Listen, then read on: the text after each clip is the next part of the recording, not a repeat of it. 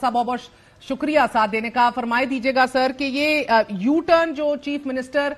खैबर पख्तूनख्वा ने लिया है और आज दावा कर रहे थे कि मुलाकात ना सिर्फ मुस्बत हुई बल्कि वजीर आजम ने यकीन दिलाया कि धोखा नहीं देंगे, सच बोलेंगे। सर एक जबान में आप उनको डाकू कहते हैं और कहते हैं कि झूठ बोलते हैं, डाकू हैं, और अब उनकी बात को भी तस्लीम करते हुए फख्र से कह रहे हैं कि वादा किया है कि झूठ नहीं बोलेंगे, धोखा नहीं देंगे।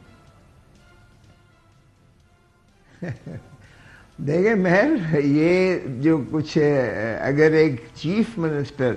एक डी फैक्टो प्राइम मिनिस्टर से मिला है तो जाहिर है हमने तो एहतजाजन, मैंने खुद एतराज़ किया था इनके कागजात नामजदगी पर मोहतरम शहबाज शरीफ साहब के। हमने उमर अयूब की जानिब से मैंने वकालत करके दाखिल किया था एतराज़, और अयाज सादिक साहब स्पीकर के पास हमने स्क्रूटनी वाले दिन कि ये नाअहल हैं चीफ एग्जीक्यूटिव के ओहदे के लिए, पाकिस्तान के प्राइम मिनिस्टर के लिए ये अहल इसलिए भी नहीं है क्योंकि ये अपनी नशिस्त लाहौर से हारे हुए हैं, और जिनको अवाम एक हल्के से मुस्तरद करती है वो 25 करोड़ अवाम के कैसे चीफ एग्जीक्यूटिव बन के अली अमीन साहब की बॉडी लैंग्वेज से तो ऐसा कुछ भी नहीं लगा, वो तो राजी और बड़े मुतमईन होकर आए हैं, वो तो पॉजिटिव मुस्बत और उनकी सच बोलने की गवाहियां देकर बाहर निकले। देखे उन्होंने सिर्फ उनके अल्फाज को दोहराया है, और ये तो मोहतरम शहबाज शरीफ आपको पता ही है, दमड़ी खाइए वो तो मेरा ये हो जाए तो फलान हो जाए। तो मोहतरम शहबाज शरीफ साहब इस तरह के झूठ बोलने के आदी हैं। जो शख्स अपने मुस्तरद शुदा अपने हलके से वो वजारत उज़्मा की कुर्सी पर बैठ सकता है, तो मुझे बताइएगा कि हमने तो एक दिन में भी हमने शुरुआती एहतजाज से की थी कि ये घुस गए हैं असेंबली में, नेशनल असेंबली में, और हमने एहतजाजन उनकी जो है अब हम पार्टिसिपेट कर रहे हैं, शिराकत कर रहे हैं, शमूलियत कर रहे हैं, इसलिए कि हम बाहर आके आज अली अमीन गंडापुर साहब कह सकते थे कि मैंने एहतजाजन मुलाकात की क्योंकि मुझे वोट दिया गया है, मैंने सूबे के मामलात को संभालना है, इकाइयां हैं वफाक की, ताउन करना है, बहुत से अमूर ऐसे हैं। मगर उन्होंने ये नहीं कहा कि एहतजाजन मिलाऊं, उन्होंने जिस तरह मैंने कहा गवाहियां दी हैं उनके वादों की और उनकी सच्चाई और सदाकत की। तहरीक इंसाफ बज़ाहिर इस वक्त दो कश्तियों में सवार दिखाई दे रही है, एक तरफ मुफाहमती रास्ता खोलने और मुलाकातों पर पाबंदी हटाने के मुतालबे हैं, आप लोगों के मुंह तोड़ मुतालबे हैं, धरनों के और लॉन्ग मार्चेस के हैं, दूसरी तरफ इंतखाबी हल्के खोलने, साथ साथ चीफ इलेक्शन कमिश्नर के इस्तीफे लेने के आप मुतालबे कर रहे हैं। मगर वजीर आला की मुलाकात को लेकर बारहा ये साफ दिख रहा है तहरीक इंसाफ हुकूमती इत्तेहाद से हाथ मिलाने या मुफाहमती रस्ते पर चलने को तैयार हो चुकी है। क्या बदला है पिछले 24 घंटों में? देखिए कुछ भी नहीं बदला है, आप यकीन करें। और ये सवाल तो आप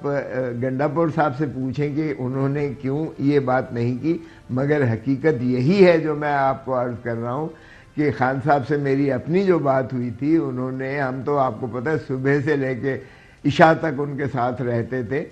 मुकदमात में, और उन्होंने कहा कि ना मैं कोई डील करूंगा और ना ही मैं चोर लुटेरों और डाकुओं की तरह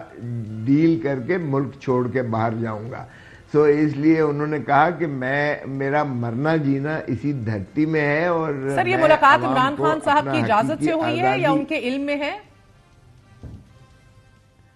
नहीं, ये तो हो नहीं सकता कि उनकी इजाज़त के बगैर हुई हो, लेकिन अगर आपने रियासती अमूर में एक वजीर आला, एक वजीर आज़म डी फैक्टो, मैं डी जूरे नहीं कह रहा हूँ, डी फैक्टो गासिब तो वो हैं, इस मुल्क पर काबिज तो वो हैं इस वक्त जो है, अगर वो वाकई हैं, मुझे नहीं पता कि उनकी हुकूमत है भी अली अमीन गंडापुर साहब का बकौल आपके अल्फाज डी फैक्टो ना कहना ये किसी किस्म की मुफाहमत के असूली मौकफ से पीछे हटते दिखाई दे रहे हैं। ये तहरीक इंसाफ का मौकफ है कि तस्लीम किया क्योंकि बाहर आके उन्होंने इन अल्फाज का नहीं इस्तेमाल किया, तो क्या कार्य सरकार? नहीं, तहरीक इंसाफ का ही यही मौकफ है। देखें, अगर जो शख्स अपना वजीर खारजा नहीं रख सकता, जो शख्स अपनी मर्जी का वजीर दाखिला साहब भी उधर मौजूद थे, बाहर आके गंडापुर साहब ने वजीर दाखिला की ना अंदर बैठने के ऊपर उन्होंने कोई गिला शिकवा किया, ना बाहर आके इसके ऊपर कोई एतराज किया। मोहसिन नकवी साहब उस कमरे में मौजूद थे। क्या फर्क पड़ता है? इससे क्या फर्क पड़ता है? کیا ہم باحیثیت پارٹی کے یہ بات تسلیم کرتے ہیں؟ پاکستان تحریک انصاف باحیثیت جماعت کے اپنے موقف اسی اصولی موقف پر ہی ہے کہ جب تک آپ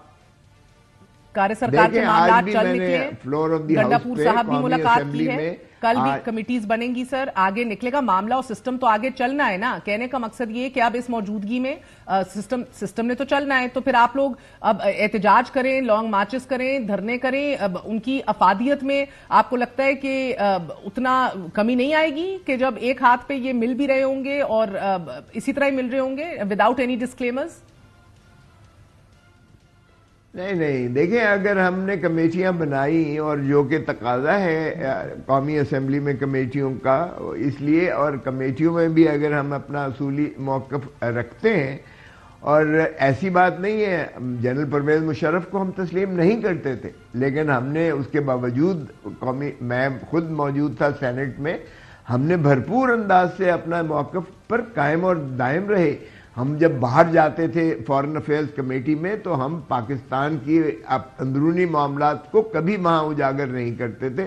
ہم اپنی ریاست کی بات کرتے تھے. لیکن جب اندر آتے تھے تو ہم بالکل کہتے تھے کہ ہمارے اختلافات شدید ہیں، اس لیے کہ ہم ڈکٹیٹرشپ کو نہیں مانتے. اب بھی ڈکٹیٹرشپ ہے، ایک ایسی ڈکٹیٹرشپ ہے جو جمہوریت سے بھی بدتر ہے. دیکھیں، جب آپ نے محترم عمران خان صاحب کو جیل میں رکھا ہوا ہے، جب آپ نے شاہ محمود قریشی کو جیل میں رکھا ہوا ہے، جب آپ نے پرویز الہی کو جیل میں رکھا ہوا ہے، جب آپ نے ڈاکٹر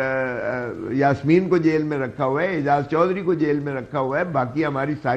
بہت ساری مستورات جو ہیں وہ ہماری اندر ہیں. اور پھر